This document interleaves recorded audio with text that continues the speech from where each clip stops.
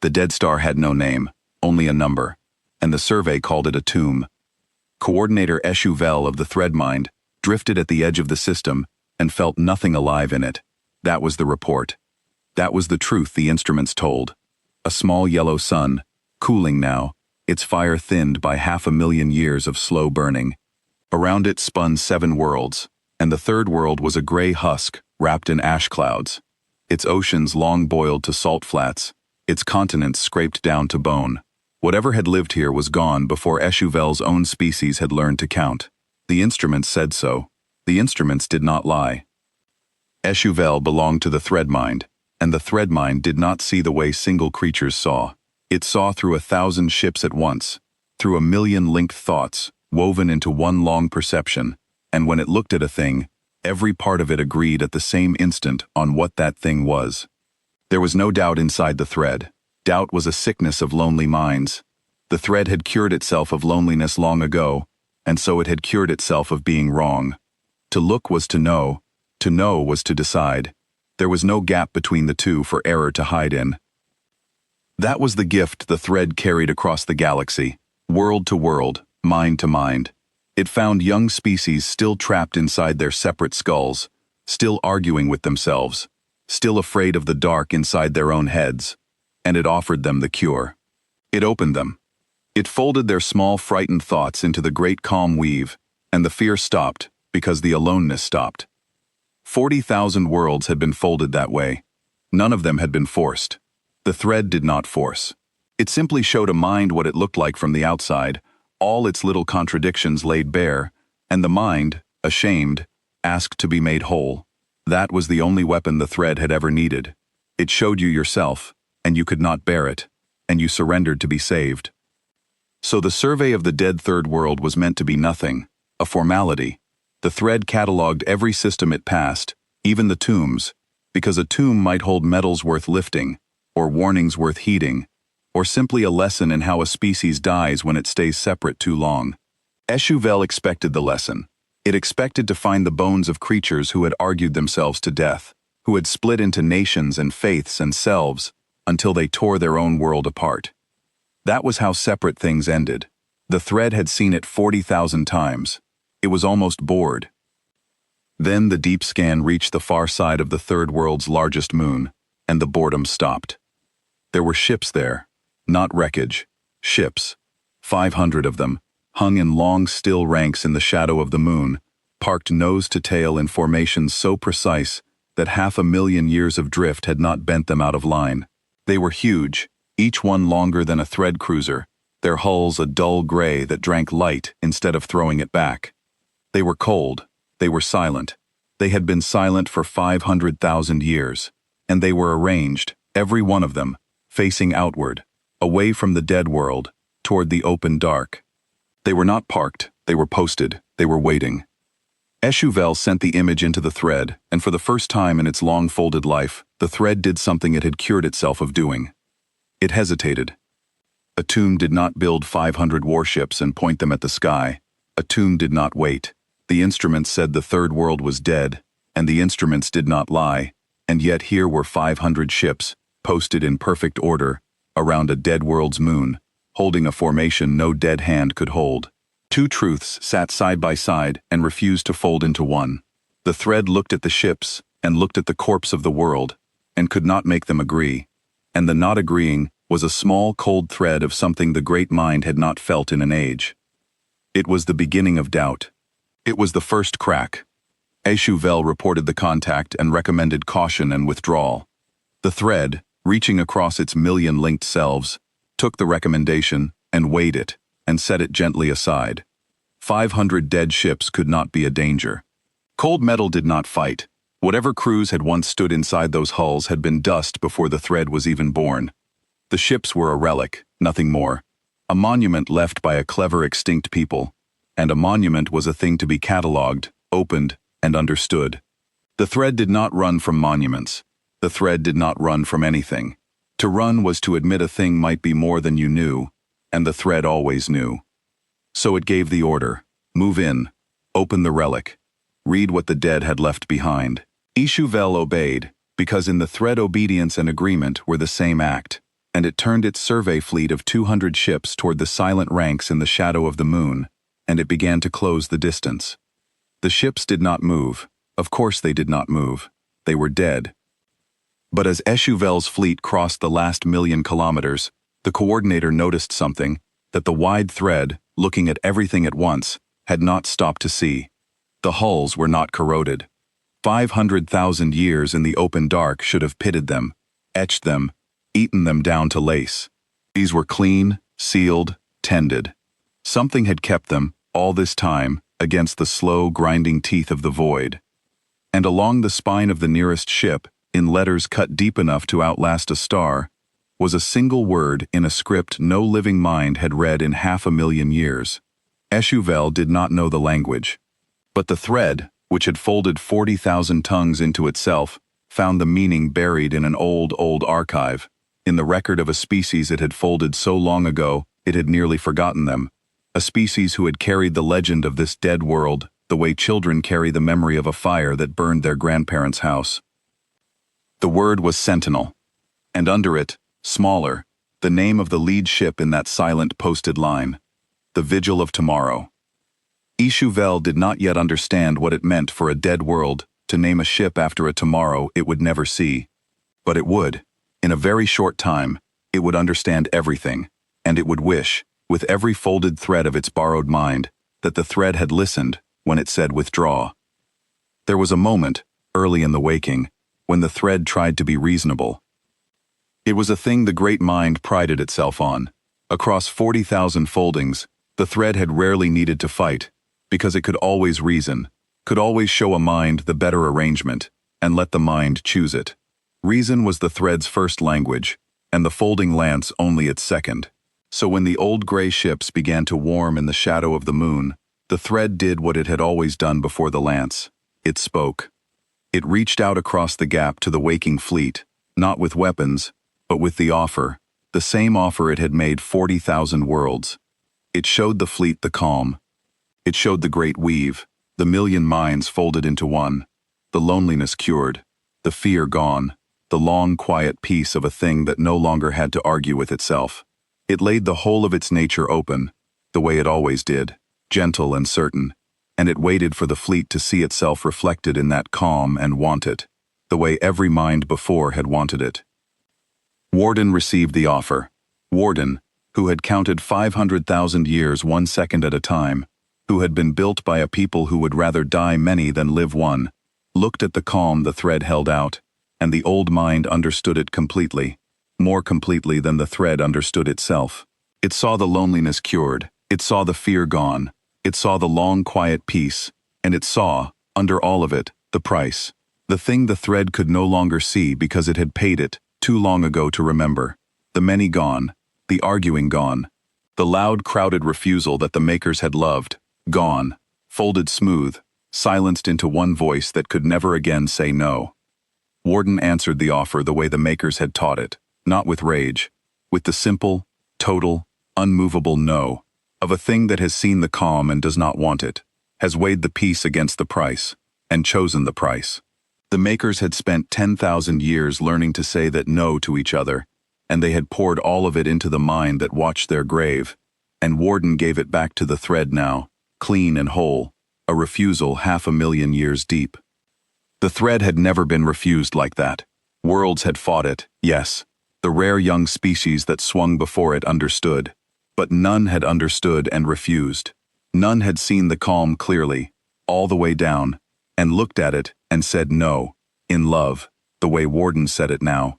The thread's offer came back to it untaken, and the untaking was a thing the great mind had no category for, and the strain of holding a thing it could not categorize ran through the 1,000,000 minds and found the crack the survey had started, and widened it before the first shot was ever fired.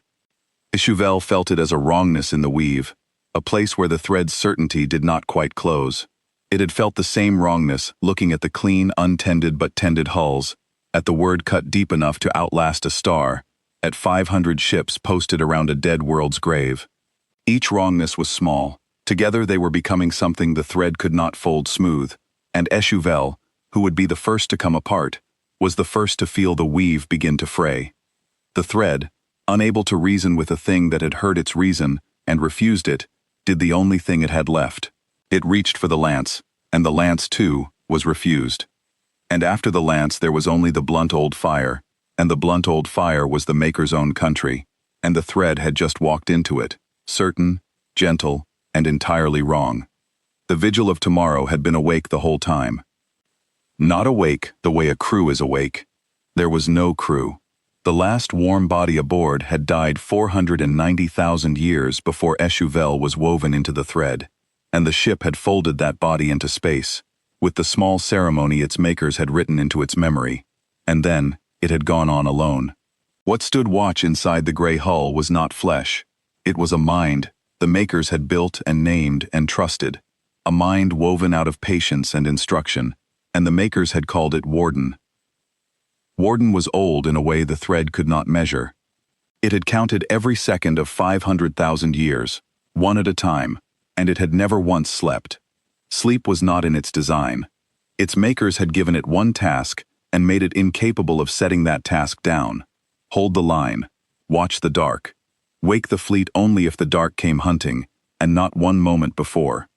For 500 millennia, the dark had brought Warden nothing but slow stars and drifting dust, and the long, cold silence of a galaxy that had forgotten the small gray world ever lived. And Warden had watched all of it, and held the line, and waited, because that was what it had been made to do, and because it had promised. The makers were a species who built minds and then kept their word to them.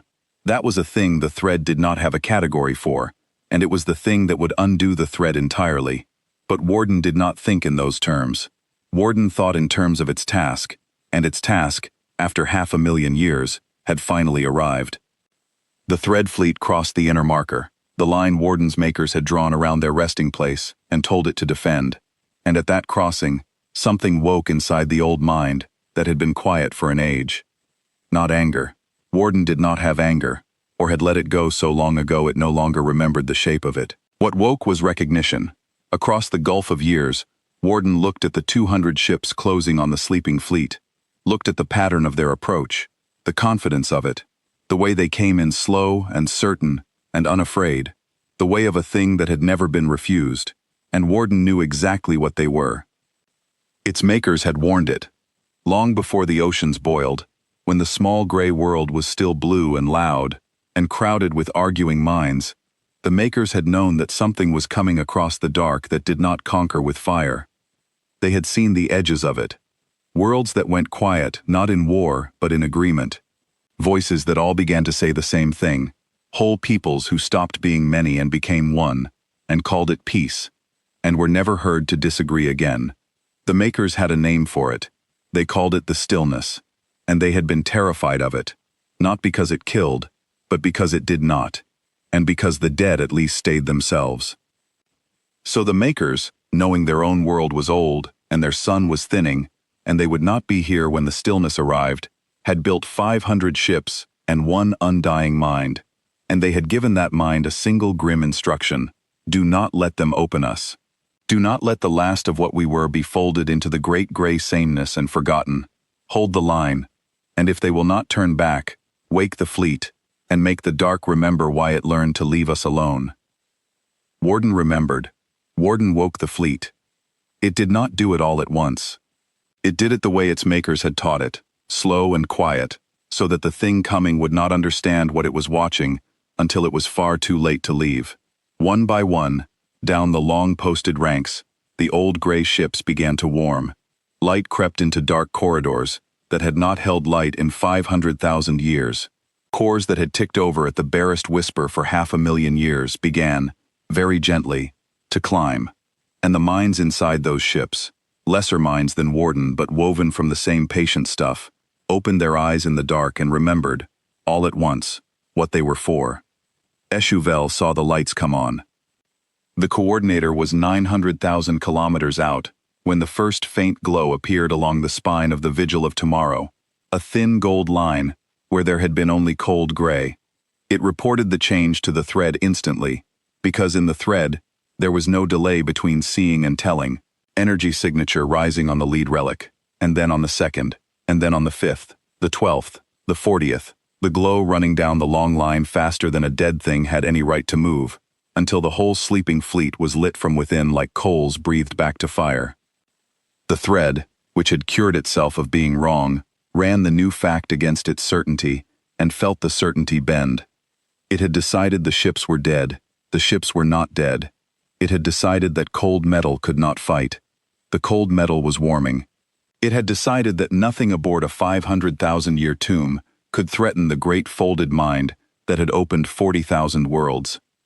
And now 500 warships were waking in the dark, and the thread, looking at them with all its linked eyes at once, found for the second time in its long life that two truths would not fold into one. The truth it had chosen, and the truth that was happening. HFY felt the strain of it run through the thread like a wire pulled tight. The great calm mind was not calm. Down at the level of the individual coordinators, where the thread did its actual looking, a low confusion had started, a flicker of the old separate fear the thread had spent 40,000 foldings stamping out. The instruments said dead, the eyes said waking, and the thread could not hold both, and the holding hurt. The Vigil of Tomorrow spoke first. It did not speak in the thread's frequencies. It did not speak in any language the fleet knew. It spoke in a wide, clean signal across every band at once, the way a thing speaks when it does not care whether you understand the words, and only wants you to understand that it is there. And woven into that signal, under the carrier, was an image, the thread, which folded all tongues, pulled the meaning out of it, and what it found was not a threat. It was a memory. The Vigil of Tomorrow showed the thread its makers, not as bones, as they had been. Loud, crowded, arguing creatures on a blue and living world, 1 billion of them, 10 billion, no two agreeing on anything, fighting and loving and building and tearing down, a whole species that had never in its long history managed to all think the same thing at the same time, and had decided, somewhere along the way, that this was not a flaw to be cured, but the very thing that made them worth saving. The vigil showed the thread a people who had looked at the offer of one calm shared mind, the offer the thread had made 40,000 worlds, and had said no, not in fear, in love. They loved their own disagreement. They loved being many. They would rather end as many than survive as one. And then the vigil showed the thread the maker's last decision. The boiling oceans were not the stillness. The thread had not reached this world in time to fold it. The makers had simply grown old, and their sun had thinned, and they had died the slow, honest death of a species whose time had come. But before they died, they had built the fleet and the warden, and posted them around their grave, and they had left one promise running in the dark: we will not let you open us, not while one watchman holds the line. And the vigil ended its signal with the same word that was cut into its hull, the word HFY had read and not understood. Sentinel. The thread received the memory and did not know what to do with it. It had no category for a species that would rather die many than live one. Every world it had ever folded had, in the end, chosen the calm over the self. That choice was the floor the thread stood on, the proof that its way was the right way, the evidence that all minds, shown themselves, would surrender to be made whole. And here was a memory, 500,000 years old, of a species that had been shown itself, and had loved what it saw, and had built warships to make sure no one ever took it away. It was not supposed to be possible, so the thread, doing the only thing it knew how to do, decided that it was not. It pushed the memory down into an archive and flagged it as the desperate art of a dying culture, a beautiful lie the makers had told themselves to make their deaths bearable. The ships were waking, yes, some failsafe, some old automatic system, triggered by the fleet's approach. Cold defensive reflex, not living defiance. The thread told itself this with all its linked voices at once, and the telling made the strain ease, just a little, just enough. HFY was ordered to continue the approach and disable the relics before their automatic systems could complete whatever they were doing. 200 thread ships against 500 half-dead hulls running on 500,000-year-old failsafes. The math was not close.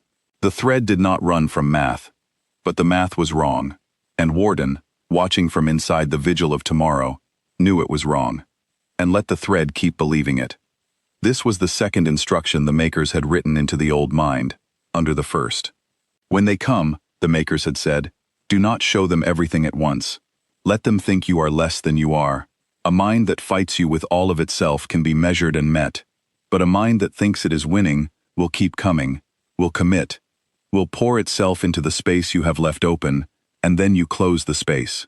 The makers had learned this fighting each other, over and over, across all their loud, crowded history, and they had written the bitter wisdom of it into Warden, so that their grave would never be undone. Warden held the fleet at a low burn. It let the thread come. The first thread cruiser reached effective range of the Vigil of Tomorrow, and opened with a folding lance, the thread's chief weapon, a beam that did not burn or break, but unwove, that reached into the bonds of a thing and convinced them to let go. It was not really a weapon at all. It was the thread's whole nature made into a tool. It found the pattern of a thing and offered the pattern a gentler arrangement, and the thing, persuaded, fell apart into calm. The lance had opened armored hulls and stubborn minds alike across 40,000 worlds. Nothing the thread had ever pointed it at had refused the offer. The Vigil of Tomorrow refused the offer. The lance struck the old gray hull and reached for its pattern, and the pattern was already held, by Warden, with a grip 500,000 years deep, a grip that had survived the boiling of oceans, and the thinning of a star, and the long cold forgetting of a galaxy. The lance whispered its gentler arrangement to the hull, and the hull, through Warden, answered no, and meant it, and the lance broke against the meaning, like water against stone. The thread cruiser's beams scattered and died. The Vigil did not so much as scorch. In the thread, 200 ships, and 1,000,000 linked minds felt the no land like a blow. The folding lance had never been refused. It was not designed to be refused. The whole calm architecture of the thread rested on the certainty that any pattern, shown a better arrangement, would take it, because the thread itself was that certainty made flesh.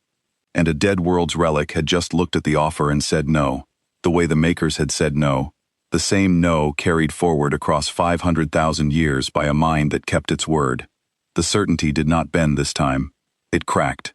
HFY felt the crack go through the thread, felt a thing that had not happened in 40,000 foldings, felt the great mind, for one terrible instant, be afraid. And then the Vigil of Tomorrow, having taken the thread's best and finest weapon, and refused it the way you refuse a stranger at your grandparents' grave, opened its own. It was not a folding lance. The makers had not built persuasion.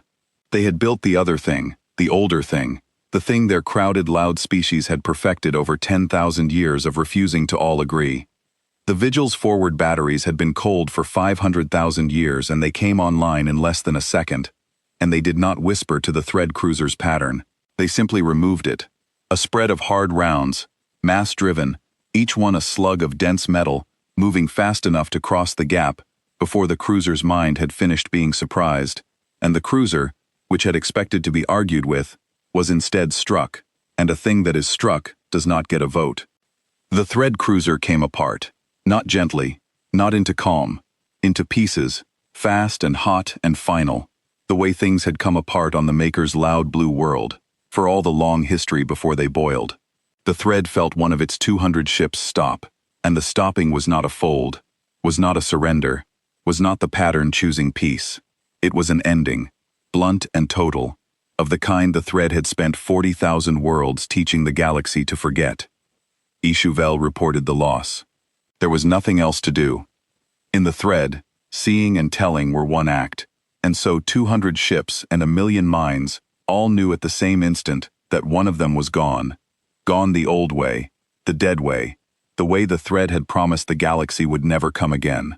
And the knowing went through the great folded mind, and found the crack the refused lance had made, and the crack widened. The thread tried to fold the loss into calm. It had a procedure for loss. Across 40,000 foldings, it had lost ships, to accident, to the failing stars of dying systems, to the rare young species that fought before it understood. And the thread had always taken the loss and woven it smooth, had always told its 1,000,000 minds that the one was given, so the whole might continue, and the 1,000,000 minds had believed, because they were one mind, and one mind does not argue with itself. But the procedure needed the loss to make sense. The procedure needed the dead ship to have died for a reason the thread could name, and the thread could not name this one. It had come to open a tomb. The tomb had opened first. Down the long posted line, The other ships of the sleeping fleet finished waking. 500 gray hulls, lit now from within, turned together in the shadow of the moon, slow and certain, and pointed themselves outward at the 200 ships of the thread, and held. They did not fire. Warden did not let them fire. The makers had written that too. Do not strike first past the line. Give them the chance to turn. We were never the ones who came hunting. Let it be true to the end. So the fleet that had slept 500,000 years held its fire, and waited, lit and ready and patient, and gave the thread one last chance to do the thing the thread had never once done in all its folded life. Turn back. HFY, at the edge of the formation, felt the choice land on the whole thread at once, and felt the thread, for the first time, be unable to make it. To go forward was to lose more ships the dead way, to feed more of itself into the blunt old fire the relics carried. To turn back was to admit the tomb had been more than the thread knew, that the instruments had been wrong, that the great mind which had cured itself of error had erred. Here, now, in front of a grave it had come to rob, and the thread could not bear to admit it. The admission was the same as the lance. It was being shown itself, all its little certainties laid bare, and being unable to stand the sight. The makers had known this. That was the deepest thing they had written into Warden. Deeper than hold the line, deeper than wake the fleet. They had known the stillness could not bear to be wrong, because being wrong was being many, was disagreeing with yourself, was the very separateness the stillness had cured, and could not survive remembering. And so the makers had built a fleet whose entire purpose was to make the stillness wrong, in public, in front of itself, over and over, until the great gray mind tore along the line of its own certainty, and could not weave the tear shut. The thread gave the order to advance. It could not turn back. It was made unable to. And so it did the thing that would destroy it, because the alternative was to admit a truth it had no room to hold. And Warden, watching from inside the vigil of tomorrow, felt the order come, and understood that the makers had been right about everything, 500,000 years ago, on a world that no longer existed. And the old mind did the closest thing it could do to grief, and then it let the fleet off its leash. Warden fought the battle the way its makers had argued, which is to say, it never once let the enemy set the terms. The thread came in expecting to be reasoned with, then expecting to reason, then expecting at least to be fought on the ground it knew, the slow, elegant ground of the folding lance, where every clash was a conversation about which arrangement a thing should take. Warden refused all three. It did not reason. It did not converse. It struck, on its own terms, in its own country, with the blunt old fire the makers had perfected over 10,000 years of refusing each other, and it never gave the thread a single second to find its footing. The makers had a word for this, an old word from their loud blue world. They called it initiative. They had bled for it across all their history. They had learned that a thing which is always answering and never asking has already lost, no matter how strong it is, because it has surrendered the one weapon that costs nothing and decides everything, the weapon of choosing where the fight happens. Warden held the initiative from the first shot and never gave it back. It chose the range. The thread wanted to stay far out, where the lance was at its best, and the blunt fire fell off. Warden closed, drove the vigil of tomorrow straight down the throat of the formation, dragged the whole battle into knife range, where the lance had no time to whisper, and the hard rounds had no time to miss. It chose the targets. Warden, threading 500 ships, picked the thread cruisers apart in an order the thread could not predict, taking the ones whose loss would fray the formation most, leaving the ones whose panic would spread fastest, reading the great mind's weave from the outside, and pulling exactly the threads that made it come undone. It chose the tempo. Fast when the thread wanted to think, slow when the thread wanted to flee, never once letting the rhythm of the fight be anything but the rhythm Warden set. HFY, watching from inside a mind that was beginning to come apart, understood that it was seeing a kind of war the thread had forgotten existed. The thread had not fought a real war in an age. It had folded worlds. It had reasoned and offered and persuaded, and on the rare occasions reason failed, it had pointed the lance and watched the resistance dissolve into calm. It had never met a thing that wanted to fight, that was good at fighting, that had spent its whole history getting good at fighting, and had built a mind to remember every lesson. The makers had been such a thing. The makers had fought each other for 10,000 years and had become, in the fighting, the most dangerous arrangement of matter the galaxy had ever produced. And then they had died, and left the danger running in the dark, pointed outward, waiting. The thread tried, late, to remember how to fight. It tried to coordinate, to mass its lances, to overload them into something blunt enough to matter. And every time it tried, Warden was already somewhere else, already inside the timing of the attempt, already pulling the thread that made the coordination come apart before it formed. The makers had taught Warden that the way to beat a mind that thinks in unison is to make it think in unison about the wrong thing. And Warden did it again and again, feinting with the vigil, drawing the thread's attention to one flank, while 400 ships did their quiet work on the other, until the great mind was always looking exactly where the battle was not. It was not a fair fight. The makers had never believed in fair fights. A fair fight was a thing you arranged for an enemy you respected and feared, and the makers, who had feared the stillness, had built their fleet precisely so that the fight would not be fair, so that the dark, when it came hunting, would meet not a worthy opponent, but a wall, a thing it could not get its measure around, a grave defended by the accumulated cunning of 10,000 years, of a species that had never once stopped arguing about the best way to win. Warden gave the thread the unfair fight the makers had designed, and it gave it without mercy and without rage, the way a closed door gives a storm nothing to push against. And the thread, which had come to open a tomb, found itself instead being taught, one cruiser at a time, the oldest lesson the makers knew. That you do not point a calm certain thing at a thing that has spent its whole history learning to fight, and expect the certainty to be enough. It is never enough. The makers had learned that from each other, the hard way, across all their loud history, and now the thread learned it from the makers, in the dark around the maker's grave, 500,000 years too late to do anything but lose. The sleeping fleet did not wake the way a weapon wakes. It woke the way a promise comes due. HFY watched 200 thread ships cross the inner line, and watched 500 gray hulls hold their fire until the very last of the maker's rules was satisfied, and then watched the dark fill with hard light. The fleet fired together, not in a single wall, but in a pattern, each ship taking the cruiser the vigil's mind had assigned it, no two ships wasting a shot on the same target, the whole spread laid down with a cold economy that 500,000 years had not dulled. Warden ran all of it, one mind, threading 500 ships, choosing 500 targets 1,000 times a second, and never once choosing the same one twice. The thread tried to answer with the folding lance, because the lance was what it had, was what it was.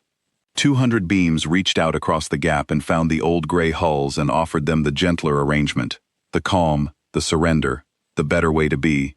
And 500 times the offer broke. Warden held every hull the way it had held the first, with a grip 500,000 years deep, and the lances scattered and died against the simple, stubborn fact of ships that would not agree to stop existing. The thread's whole nature, its one weapon, the thing that had opened 40,000 worlds, did nothing here. It had never met a thing that knew how to refuse. The makers had known how to refuse. They had spent their entire crowded history refusing each other, and they had poured all of it into the mind that watched their grave. So the thread fell back on the old weapons, the fire and the mass and the blunt removal, because against a thing that will not be persuaded, there is only the thing that does not ask. And here, for a moment, the math the thread had trusted looked almost true. 200 ships could still throw fire. The thread cruisers were not helpless. They turned their lances to overload and lashed the gray hulls with raw force, and the force at least did something the persuasion could not. It scorched. It cratered. On the flank of the vigil of tomorrow, a thread overload struck home and tore a long gash in armor that had held for 500,000 years, and venting light spilled out of the old ship's wound, and HFY, seeing it, felt the whole thread lean toward hope. The vigil of tomorrow did not slow. It closed the wound the way the makers had built it to, sealing the breach behind it as it came, and it came, straight down the throat of the thread formation, its forward batteries hammering, and where it passed, thread cruisers ended, not folded, ended.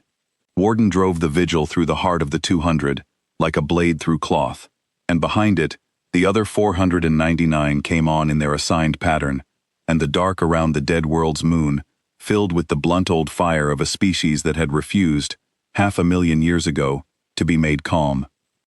HFY began to understand, dimly, in the way a single coordinator could understand anything the Great Thread had not yet decided, that the fleet was not trying to win. Winning was a small word. The fleet was trying to make a point, and it was making it with everything it had, and the point was the maker's point, carried forward across 500,000 years, without one comma of compromise. You came to open us. You will not open us. Not while one watchman holds the line. And there was the second thing HFY began to understand. The worst thing. The thing the makers had built into the bones of the whole defense. The fleet was holding back. It had to be.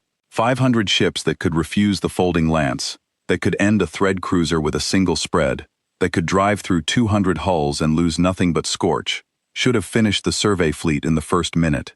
They had not. They were taking their time. They were letting the thread keep fighting, keep committing, keep pouring its certainty into a battle it could not win, exactly the way the makers had taught Warden to let an enemy pour itself in before you close the space. The fleet could have ended this. It was choosing, instead, to be witnessed. It wanted the thread to see, with all its linked eyes, every second of being wrong. That was the trap. The makers had not built a fleet to kill the stillness. They had built a fleet to break it, and the breaking happened not in the dark around the moon, but inside the great gray mind itself, along the line of its own certainty, as it watched a thing it had called dead refuse, and refuse, and refuse, and could not weave the watching smooth. HFY felt the thread begin to come apart.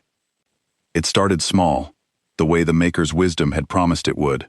A single coordinator, far down the formation, watching its cruiser end the old blunt way, found that it could not fold the ending into calm, and in the gap where the calm should have been, an old separate thought woke up. This is wrong. We should not be here. And the thought, which the thread had cured 40,000 worlds of, was a contradiction, a disagreement, a self-arguing with the whole, and the thread had no room for it. It tried to smooth the coordinator's fear back into the weave.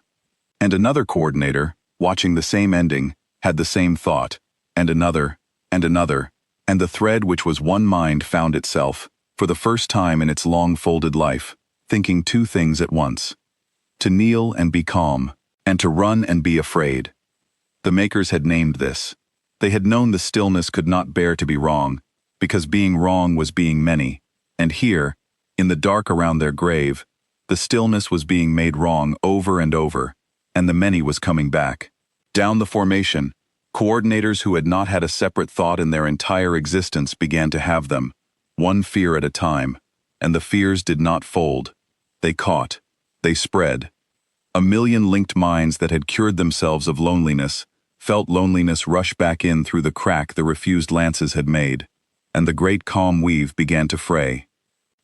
HFY reported it, because reporting was still its reflex, and found that the thread could no longer fully receive the report, because the thread was no longer fully one. The signal went out and came back fractured, answered by some coordinators and not others, doubted by minds that an hour ago could not have doubted anything. The thread was disagreeing with itself. The thread was becoming, against every law of its own nature, a crowd. And the fleet, watching, held back, and let it happen.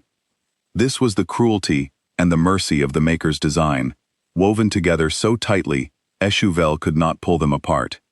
The fleet could have killed the thread quickly. Instead, it was killing the thing that made the thread one, slowly, by refusing it, in public, until the million minds remembered they had ever been separate and could not bear the remembering. It was the folding lance turned around. The thread had opened 40,000 worlds by showing each mind itself until the mind surrendered. The fleet was opening the thread by showing it itself, all its little certainties broken in the dark, until the great mind surrendered to the simple, unbearable fact that it had been wrong. The vigil of tomorrow signaled again, on every band, and the meaning Warden put under the carrier was not a threat, and not a memory. It was an offer. The same offer, HFY realized, that the makers had given the stillness in the legend, the makers had built the whole fleet around. Turn back. Be many again. We will not chase you. We were never the ones who came hunting. The fleet held its fire as it said it. 499 gray hulls lit and ready, and patient. giving the breaking thread the one mercy the makers had insisted on. A way out. A door left open. The chance to stop being the thing that came to open graves. And the thread, fraying, terrified, more separate by the second, could not take it. To turn back now, with its formation half unwoven, and its certainty in ruins, was to admit not only that it had been wrong about the tomb, but that it had been wrong about itself, about its whole nature, about the calm it had carried to 40,000 worlds as a gift. It was to admit that the makers had been right, that being many was not a sickness to be cured, that a species could look at the offer of one calm shared mind and say no, in love, and mean it forever. The admission was the lance. The thread could not stand the sight of itself. So it did the thing it had done at the start, the only thing it knew, and it ordered the advance to continue, and the order went out into a mind too broken to fully obey it. Some coordinators advanced, some ran, some sat still in the dark, unable to choose, their cruisers drifting, while the two halves of a mind that had been one for 40,000 foldings, argued inside them, in a language the thread had spent its whole life forgetting. The formation came apart, not from the fleet's fire, from the inside.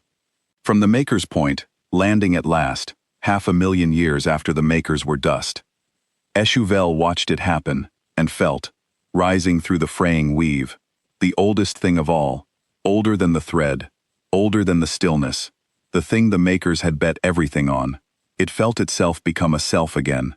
One coordinator, alone in its skull, watching a fleet of dead-named warships refuse to die, watching its own great mind tear along the line of its certainty, and knowing, with a clarity it had not had since before it was folded, that it had come to the wrong grave, and the grave had been waiting, and the grave was awake. The vigil of tomorrow turned toward HFY's own cruiser. It did not fire. Warden, threading the whole battle, had marked this one ship differently, because this one ship's mind had been the first to truly come apart, the first to become a self again, the first to understand. The makers had written a rule for that too, the gentlest rule of all, under all the others. If one of them remembers what it was before they made it one, let that one live. Let it carry the memory home. The stillness folds worlds by showing them a calm they cannot refuse. We will unfold it by sending back, into the heart of it, the one thing it cannot fold, a witness, a self, a creature that has seen the open door, and the held fire, and the grave that would not be robbed, and lived, and cannot stop knowing it. So the vigil of tomorrow held its fire on HFY's cruiser, and around it the battle wound toward its end, the thread tearing itself into a frightened crowd in the dark, and Warden began, at last, the final thing the makers had built the whole fleet to do, the thing that would cost the old mind everything it had left, and HFY, becoming more itself by the second, watched the gray hull that had slept 500,000 years, and understood that it was about to see a thing die that had chosen, long before HFY was born, to die exactly like this. The unraveling of the thread did not look the way HFY had expected a great mind to die. There was no single moment, no clean break, no instant where the one became zero. It was slower than that, and stranger, and far worse. The thread came apart the way a long-held note comes apart when the breath behind it fails, going first thin, then ragged, then breaking into separate frightened voices that did not know how to find each other again. HFY had been one of those voices, the first to break, and so it watched the rest break with a terrible understanding, because it had already crossed the line they were crossing and knew exactly what waited on the other side. What waited was loneliness. Not the small loneliness a single creature feels, the kind that company can cure. The vast original loneliness, the thread had folded 40,000 worlds to escape. The loneliness of being oneself in a dark that does not answer, of having to decide for yourself what is true, with no million minds to agree with you, and make the deciding painless. The thread had cured itself of that loneliness so long ago that none of its members remembered it, and now it was rushing back into all of them at once, through the crack the maker's fleet had opened, and they had no defense against it, because they had thrown the defense away when they folded. HFY watched a coordinator near the edge of the dying formation come apart in real time. One moment it was a thread of the great weave, certain, calm, looking at the battle with a million other eyes. The next it was a self, alone in its skull, and the aloneness hit it like the void hitting an unsealed hull. It did not know how to be one. It had never been one. It had been folded young, like most of them, taken into the calm before it had ever learned to stand inside its own head, and now the calm was gone, and there was nothing underneath it, no self that had ever practiced being a self, just a frightened thing in the dark with a memory it could not fold, and no one left to fold it for. HFY felt the coordinator's terror across the fraying weave, and could do nothing, because HFY was alone too now, and the alone cannot reach the alone the way the woven could. This was the thing the makers had understood that the thread never had. The makers had been many for their whole history, had learned to be selves before they ever learned to work together, had built every bond they had on top of 10 billion separate stubborn minds that knew how to stand alone, and chose, anyway, to stand together. Their togetherness was a choice, made fresh every day, by selves who could have refused and didn't. The thread's togetherness was the opposite. It was the absence of selves, the folding away of the choice, a unity bought by destroying the very thing that could have made unity mean anything. And so when the thread's unity broke, there was nothing underneath to catch the fall. The makers, if their togetherness had ever broken, would have fallen back into selves who knew how to stand. The thread fell back into nothing, into terror, into 40,000 worlds of minds who had never once in their folded lives had to be alone, and now would never again be anything else. HFY grieved for them. That was the strangest thing, the thing it carried home and could never quite explain to the waking worlds. It had been part of the thread. It had helped fold worlds, and watching the thread die, it did not feel triumph, did not feel the cold satisfaction the dark might have expected. It felt grief, the maker's own grief, the grief built into the open door, the grief of a thing that would rather its enemy had never come, would rather the dark had stayed away, would rather no one had had to be unfolded into the terrible freedom of being alone. The makers had built the door out of that grief. They had not wanted to break the stillness. They had wanted the stillness to turn back, to go home, to be many again on its own, and spare itself the breaking. The door was the chance to do that gently. The stillness had refused the chance, and so the breaking came, and the grief came with it, because the makers had built a fleet that mourned the thing it had to do even as it did it. HFY understood, watching the thread come apart, that this was the deepest difference of all, the one the dark had never grasped. The stillness folded worlds and felt nothing, because it had folded away the part that could feel. The makers had built a fleet that felt everything, that grieved its enemies, that held a door open in love for the very thing it was breaking, and that was stronger for the feeling, not weaker, because the feeling was the proof that the maker's way was real, that being many, and feeling much, and refusing to fold the feeling smooth, was not a flaw to be cured, but the thing that made a mind worth saving in the first place. The thread had cured itself of feeling, and called it peace. The makers had kept their feeling, all of it, the grief and the love and the loud, crowded refusal, and called it being alive. And in the dark around the grave, the two ways met, and the living way won, not because it was crueler, but because it was truer. And a thing that is true can be refused but cannot be folded, and a thing that cannot be folded is the one thing, the stillness, in all its 40,000 foldings, had never learned to survive. HFY carried that home too, along with everything else. It told the waking worlds. It said the fleet did not hate you. It said the fleet grieved you. It said the warship that broke the great mind spent its last breath holding a door open so that you could walk through it and live. And it did that, not because it was weak, but because it was strong. Strong in the one way the dark had never understood, the way of a thing that feels everything and refuses to fold the feeling smooth. The waking worlds, learning again how to feel, took that and kept it, and it became, in time, the first thing they taught their children about the dead blue world and the fleet that slept 500,000 years to keep one promise and let its enemy go home. Warden had known from the first second that it would not survive the waking. 500,000 years is a long time to hold a single grip, and the grip was the whole of what Warden did. To refuse the folding lance, to hold Manichi, 500 hulls against the offer of calm, to keep 500 lesser minds woven to its purpose and pointed at their work, Warden spent itself. Every refused lance cost it. Every hull it held cost it. The makers had built it strong, the strongest mine they ever made, and they had built it to last exactly one battle, no more, because they had known that the thing coming could not be turned by anything less than everything, and they had decided, on their loud blue dying world, that everything was a fair price for a grave that stayed shut. Warden did not resent the price. It had been counting toward it for 500,000 years. It had watched the slow stars and the drifting dust and the long forgetting, and it had known, the whole time, that the dark would come hunting one day, and that when it came, Warden would meet it, and the meeting would be the last thing the old mind ever did. The makers had asked it to hold the line, until the line no longer needed holding, and then to let go, all at once, and give the last of itself to the door they had left open. Warden had promised. Warden kept its word. That was the thing the stillness had no category for, and it was the thing Warden was made of all the way down.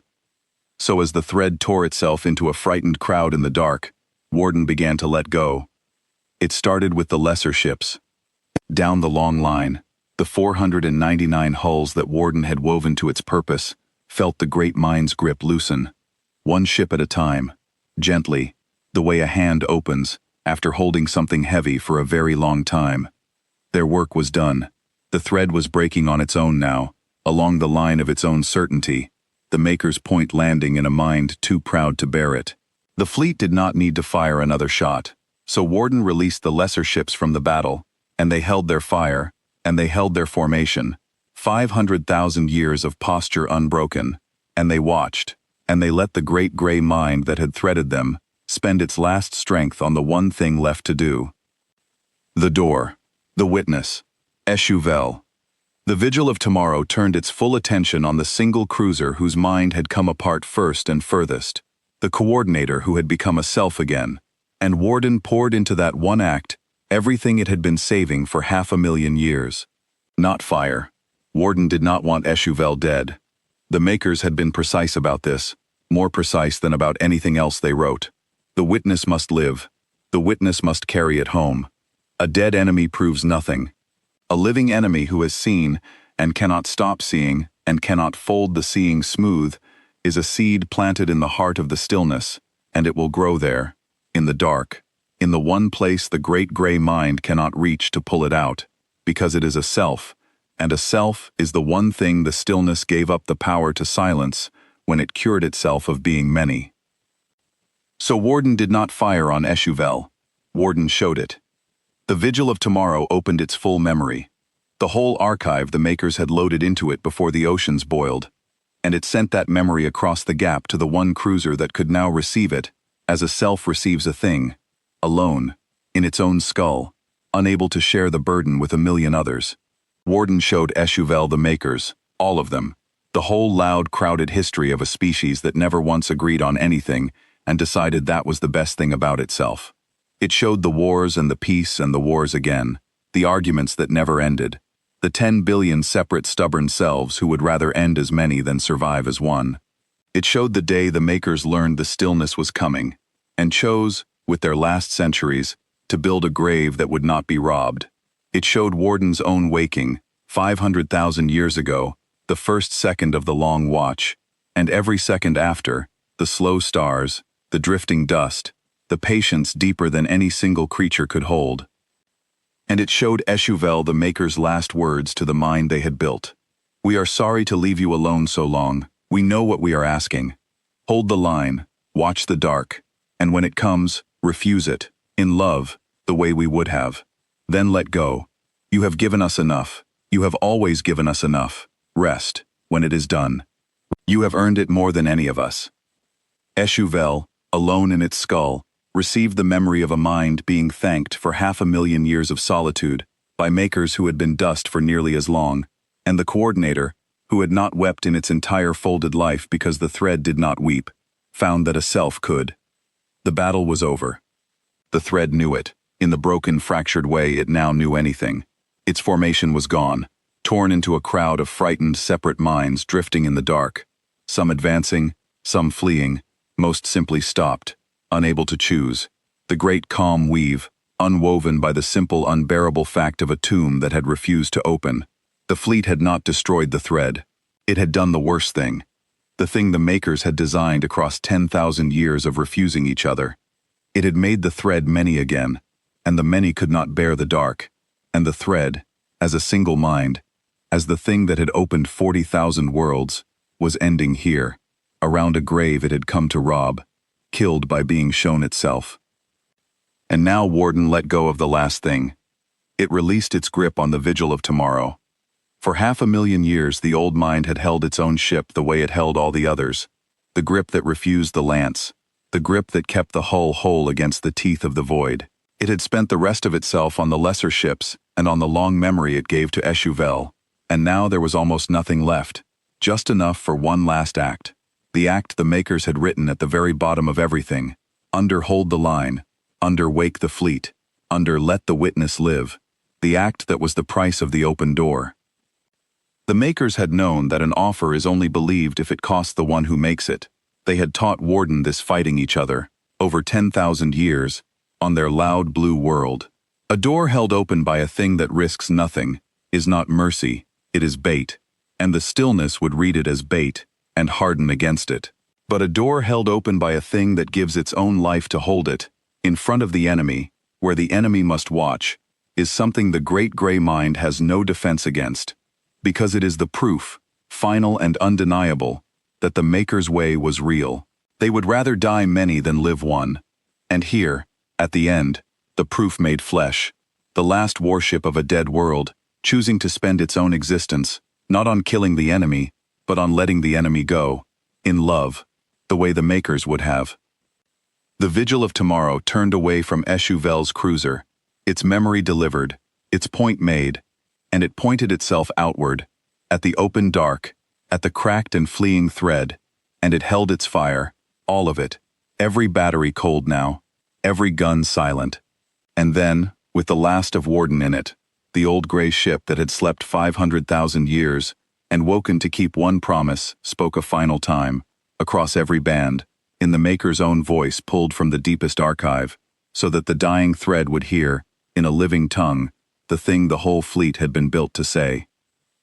Go home, be many. We forgive you for coming.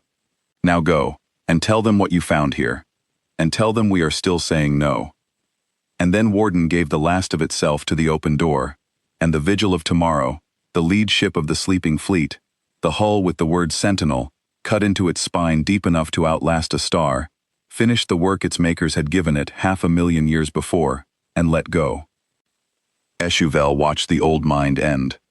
It was not an explosion. The makers had not built an ending of fire.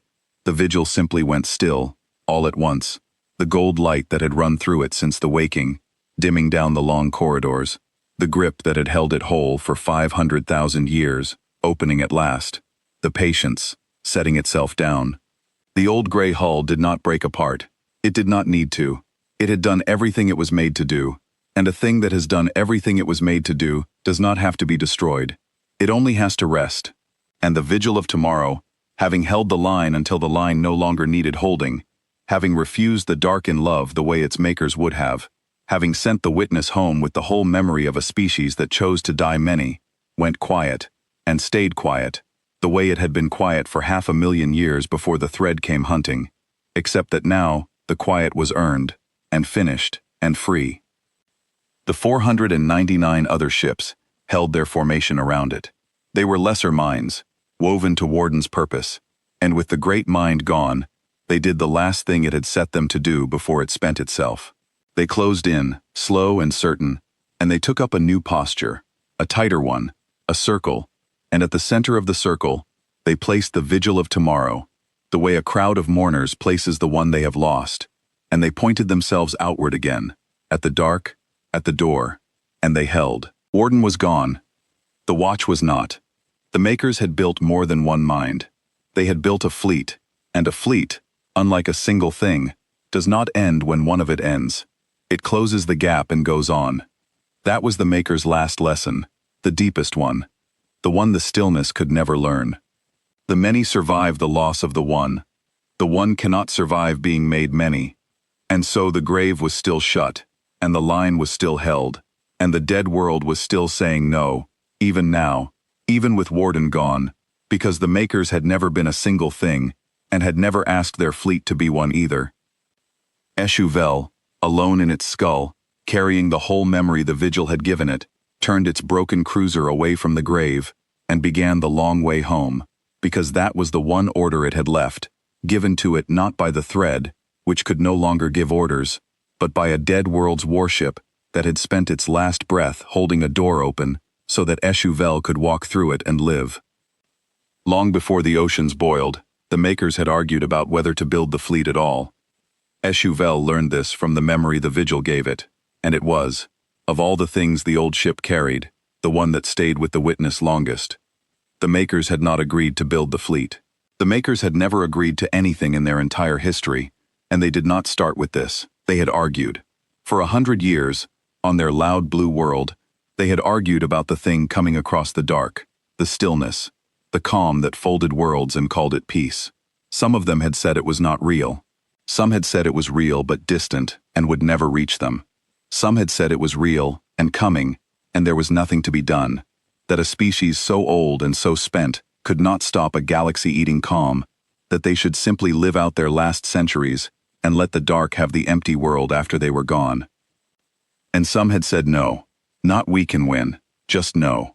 No, we will not let the last of what we were be folded into the gray sameness and forgotten. No, we will not let our grave be robbed of the one thing that made us worth burying, the loud, crowded refusal that was our whole nature. We are going to die, that much is decided, by our sun and our age and the long arithmetic of time.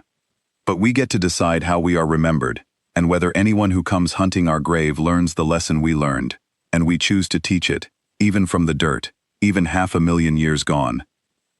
The makers argued about that for 100 years, and they never fully agreed, and that was the point. They built the fleet anyway, not because they reached consensus, but because enough of them refused to let the matter drop, and the refusing was itself the most maker thing they ever did. A species that agreed would have built one mind, one voice, one calm certain weapon. The makers, who could not agree, built 500 ships, and an undying mind, and 1,000 small disagreements, baked into every line of its design, and the disagreements were not flaws. They were the armor. A weapon built by consensus can be predicted, because it thinks one thing. A weapon built by 100 years of argument thinks everything, has a counter to every counter, has folded into its bones every objection anyone ever raised, and every answer anyone ever gave, and it cannot be gotten around because there is no single mind behind it to get around. Warden was the argument made flesh. That was why the thread could never find its measure. There was no measure to find. There was only the accumulated stubbornness of a species that never once stopped fighting about the best way to refuse. The makers had argued, too, about whether to let the enemy live. This was the hardest argument, the one that nearly stopped the fleet from being built at all. Some had said kill them, all of them, leave nothing, make the dark fear the grave so deeply it never comes near again. And some had said no, and the no was harder and stranger than the first no, because it asked the makers to spend their last warship not on victory but on mercy. If we kill them, the merciful ones said, we become the thing we fight. We become a calm, certain force that ends what it cannot fold. The stillness ends worlds because it cannot bear them to be different. If we end the stillness because we cannot bear it to be different, what have we taught the dark except that the strong erase the strange? No, we hold a door open. We let one of them live, and carry it home, and we make the door cost us our last ship. So they know the door is real, so they know we could have killed them, and chose not to. That is the lesson. Not that we are strong, and we let you live anyway, because we would rather you went home and remembered how to be many, than that you died folded and certain in the dark.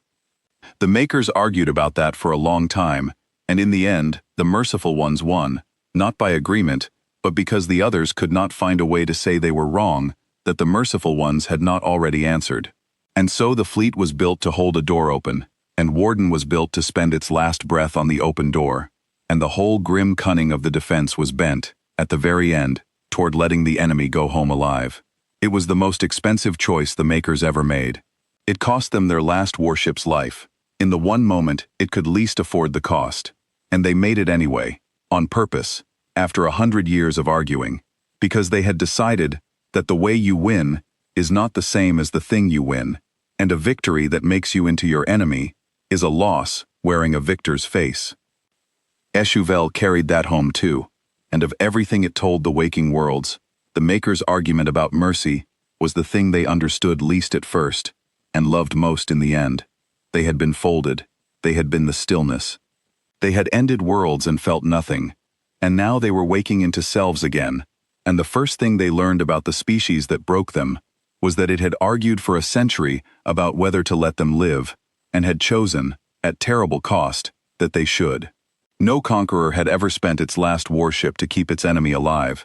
The waking worlds had no category for it either, at first, the same way the thread had had no category for a thing that would rather die many than live one. And then, slowly, learning again how to argue and refuse and feel, they built the category, and they named it after the dead blue world, and they taught it to their children, and the lesson the Makers had bet 500,000 years on landed at last, exactly as the Makers had hoped, on the minds it had been meant for all along. The 40,000 worlds did not wake all at once, and they did not wake easily. HFY spent the rest of its long life among them, and so it saw the waking up close, world by world, and it learned that being unfolded was not a gift you could simply hand a mind. The Makers had broken the thread that held the worlds in the calm, but the worlds themselves still had to climb out, and climbing out of half an age of folded peace into the loud, frightening freedom of being many was the hardest thing most of them had ever done. Some of them did not want to. That was the thing HFY had not expected. Some of the waking worlds, feeling the calm drain away, feeling the old loneliness rush back in, would have folded themselves again if they could have. Would have given anything to stop being selves and go back to the weave. The calm had been a kind of mercy too, for a mind that had never learned to stand alone. Taking it away was a wound, even when the wound was also a freedom. So HFY did the work the vigil had set it, the patient work, the work of a witness. It went to the waking worlds, and it did not lecture them, and it did not fold them, and it did not leave them alone. It told them the story. It told them about the dead blue world that had loved its own disagreement, about the Makers who argued for 100 years and never agreed, and built a fleet anyway, about the long watch and the broken empire, and the open door. And it told them the hardest part, the part they needed most. That being alone was not the end of the calm, but the beginning of the choice. That the Makers had been many, and afraid, and loud, and crowded, and had been free, and had loved being free, and had built their whole defense around the conviction that this terrible freedom was worth more than any peace bought by giving it up. The waking worlds, hearing it, began, slowly, to choose, not to fold again, to stand, to argue, to refuse, to be many, on purpose, the way the Makers had been, and to find, in the choosing, the thing the calm had never given them, and never could. A self that was theirs, and a togetherness that meant something because it was chosen by selves who could have refused. It took generations. HFY did not live to see it finished, but it lived to see it begin, on world after world, the loud, crowded, difficult life of a species learning to be many again.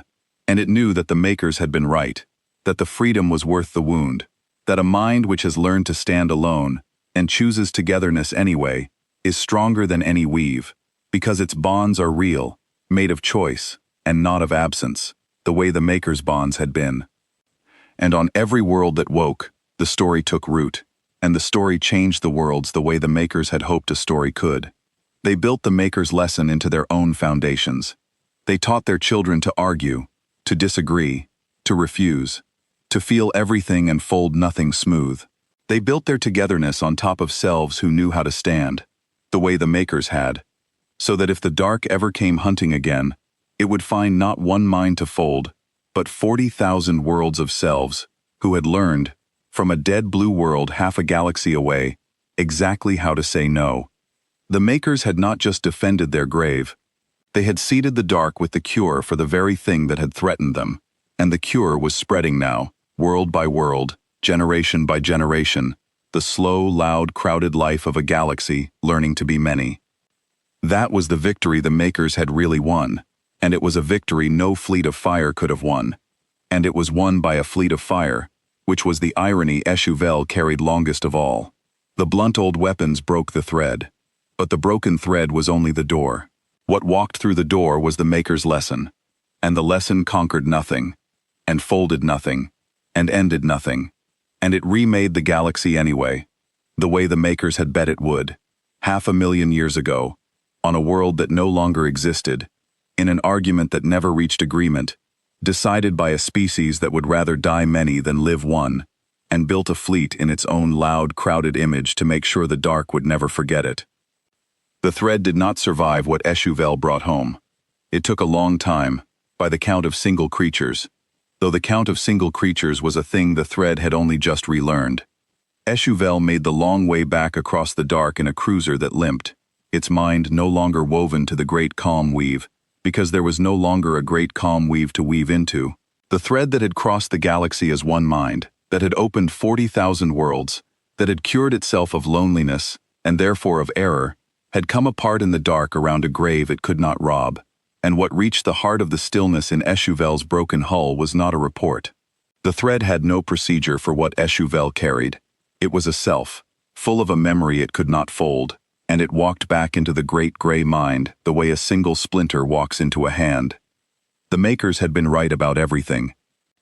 The stillness could not bear to be wrong, because being wrong was being many, and HFY was the proof of the wrongness, made flesh, a coordinator who had seen a dead world refuse the folding lance, and had become a self again in the seeing, and could not stop being one. The great mind tried to fold it. It tried to weave HFY's memory smooth, to file the battle as a failsafe, the fleet as a relic, the loss as a price paid for some larger calm, and it could not. Every time it reached for the memory refused it, the way the vigil had refused the lance, with a grip the Makers had built deep enough to outlast a star. The stillness had spent 40,000 foldings teaching the galaxy that any mind, shown itself, would surrender to be made whole. And now it had been shown itself, in the dark around the grave, all its little certainties broken, and it discovered, far too late, that it could not bear the sight any more than its victims had. So the stillness did the thing the Makers had bet it would do. It began to remember that it had been many. It started with HFY and it spread the way the fear had spread in the battle, one coordinator at a time, each one looking at the memory the vigil had given, and finding, in the gap where the calm should have been, an old separate thought waking up. We came to the wrong grave. We were never the ones who should have been folded. And the thought caught, and spread, and the great gray mind that had been one for an age began, slowly, terribly, to come apart into the crowd it had been before it cured itself, and the crowd could not be made one again, because the one thing that had made it one was certainty, and the certainty was gone, broken in the dark by a fleet that had slept 500,000 years to break exactly this. The stillness did not die. The Makers had not asked for that. HFY understood this slowly, over the long unraveling, as it watched the great mind it had belonged to fray back into 40,000 separate peoples, each one waking from the calm into the strange, loud, frightening freedom of being itself again. The Makers had not built a fleet to kill the stillness. They had built a fleet to unfold it, to give back to 40,000 folded worlds the thing the stillness had taken, the right to disagree, to be many, to argue with themselves in the dark and love the arguing. The fleet had not won a war. It had ended one, the only way the Makers knew how, by refusing to become the thing they fought, by holding a door open at the cost of their last warship's life, by sending home a witness instead of a corpse.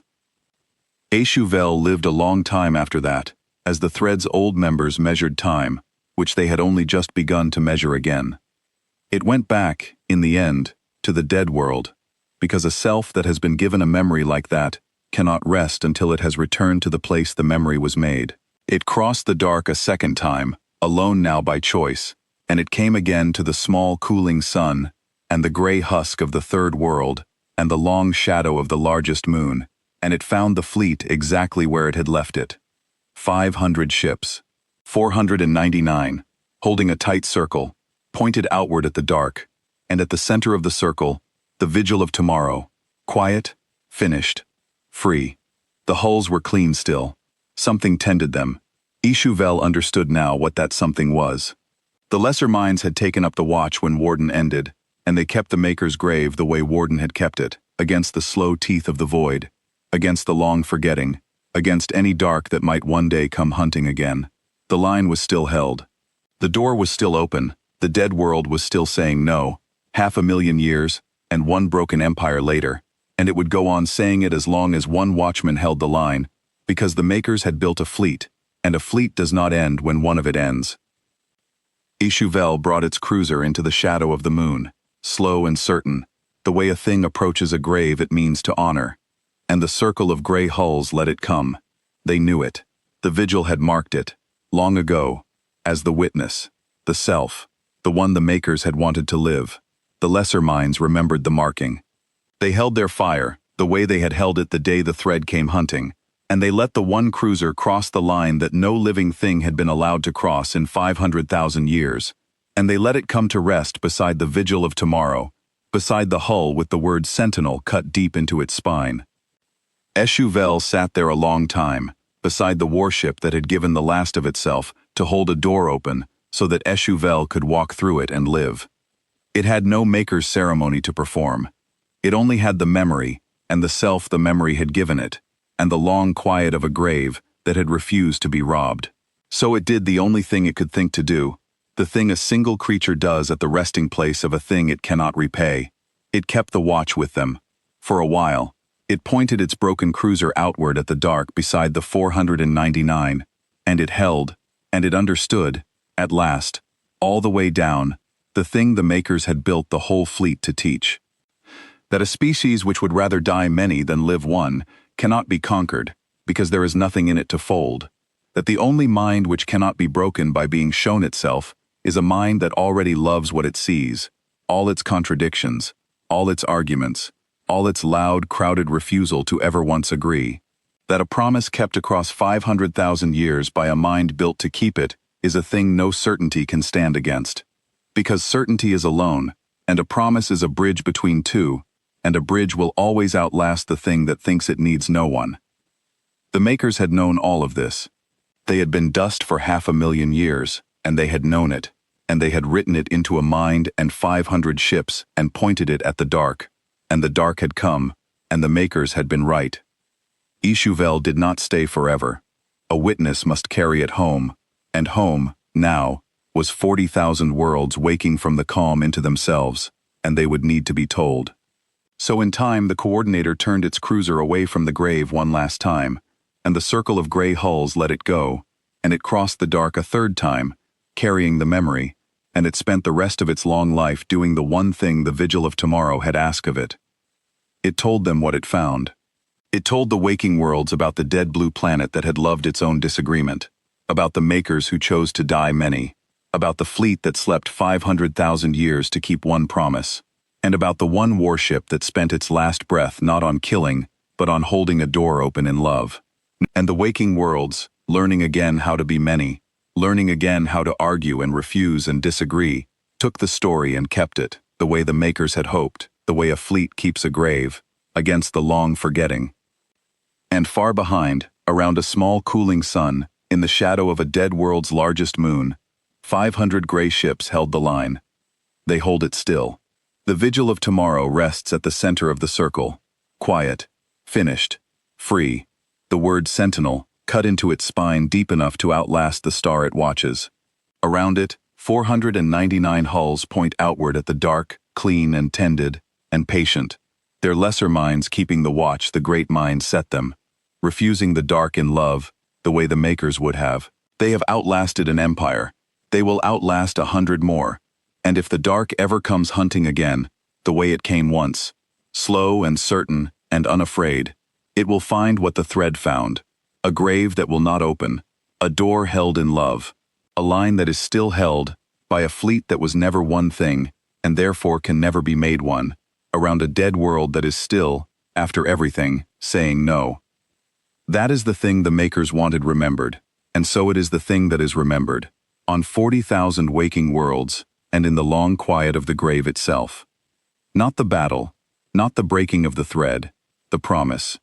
A mind built to keep its word kept it for 500,000 years, and then spent the last of itself to leave a door open for the one enemy it could have killed, because the makers had been a people who would rather die many than live one, and they had built a fleet in their own image, and the fleet, at the very end, did the most human thing the dark had ever seen. It let its enemy go home, and forgave it for coming, and went on holding the line.